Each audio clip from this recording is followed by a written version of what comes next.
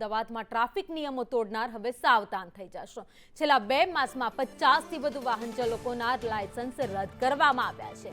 નિયમોનો ભંગ કરનાર વિરુદ્ધ આરટીઓ એક્શન મોડમાં આવી ગયું છે। આરટીઓએ 2 મહિનામાં 16 લાખથી વધુ મેમો ઇસ્યુ કર્યા છે। હેલ્મેટ ન પહેરવાના 170, જ્યારે પીયુસી ન હોવાના 53 કેસ દાખલ કર્યા છે।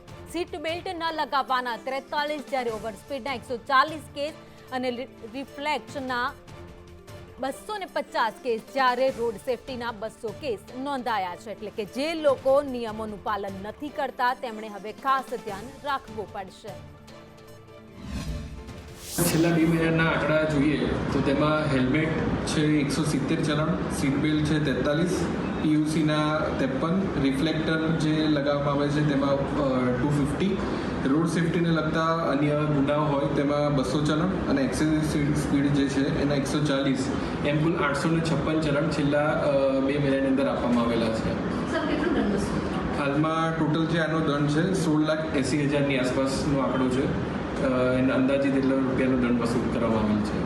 કેટલા લાયસન્સ સસ્પેન્ડ કરવામાં આવે છે? છેલ્લા 2 મહિનાનો આંકડો લઈએ તો હાલમાં એક્સેસિવ સ્પીડ અને બીજા જે એક્સિડન્ટ છે એને લીધે ટોટલ 47થી વધારે લાયસન્સ હાલમાં રદ કરવામાં આવેલા છે। ટ્રાફિક નિયમનો ભંગ કરનારની સામે ટ્રાફિક પોલીસ તો કાર્યવાહી કરી જ રહી છે, સાથે જ ઓનલાઈન મેમોમાં પણ આરટીઓ હવે એક્શનમાં આવ્યું છે।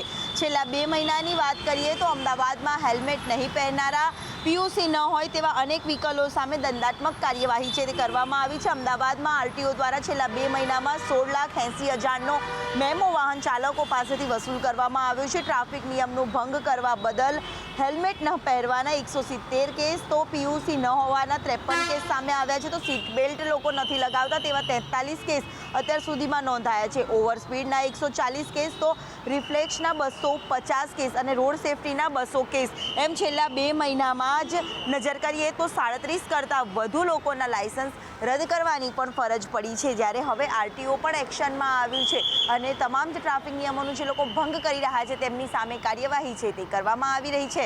કેમેરામેન ચેતન પરમાર સાથે દિવ્યા ચૌહાણ, સંદેશ ન્યૂઝ, અમદાવાદ।